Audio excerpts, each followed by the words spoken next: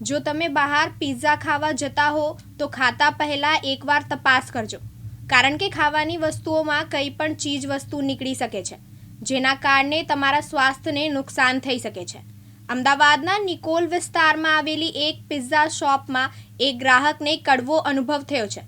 પાપા Louis pizza શોપના પિઝામાંથી ખીલી નીકળી હોવાની ઘટના સામે આવી છે. મળતી માહિતી મુજબ શહેરના મેઘાણીનગર વિસ્તારમાં રહેતા એક વ્યક્તિ અન્ય લોકો સાથે પિઝા ખાવા માટે નિકોલ વિસ્તારમાં આવેલી પાપા લુઈસ નામની પિઝા શોપમાં ગયા હતા. તેઓએ પિઝાનો ઓર્ડર આપ્યો હતો. ત્યારબાદ ગ્રાહકે પિઝા ખાવાની શરૂઆત જ કરી હતી અને બીજો પિઝા ખાતાની સાથે જ તેમના ખાવામાં ખીલી આવી હતી. સદનસીબે તેઓને ખબર પડી ગઈ હતી અને તેઓએ ખીલી મોઢામાંથી કાઢી દીધી હતી. આ મામલે તેઓએ હોટલના જવાબદાર વ્યક્તિને બોલાવીને જાણ કરી હતી.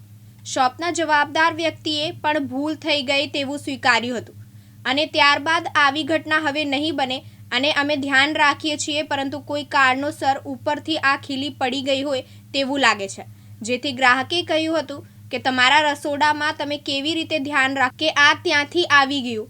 આ રીતે હોટલના જવાબદાર વ્યક્તિ પાસે જવાબ માંગ્યો હતો.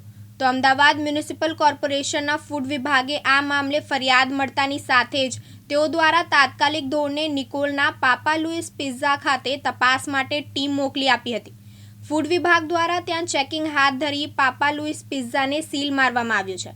દિનેશ સોલંકી, દિવ્યાંગ ન્યૂઝ, અમદાવાદ.